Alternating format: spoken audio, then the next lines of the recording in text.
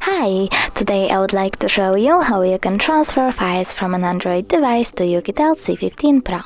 Firstly, open Play Store on both of them, click on the search bar and type Send Anywhere. Then download this app from this developer.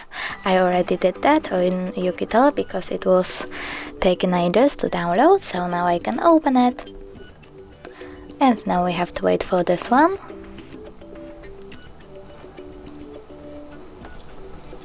Then click I accept, confirm, continue and allow. After that, go with Receive on Oukitel and Send on an Android. Now tap on all of those dots and just send in order to send all of your files. It will take some time though, so I will just, for example, go with one photo, click Send and tap Got it. From here we have two ways to connect. You can input this key over here and then choose Receive or scan QR code. If you want to scan it, tap on the scanning icon over here, choose Allow and point your device's camera at the code. Now we have to wait. And as you can see, my photo was successfully transferred.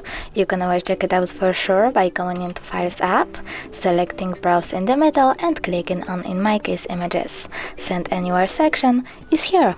Thanks so much for watching. If you enjoyed this video, don't forget to leave a like, comment and subscribe.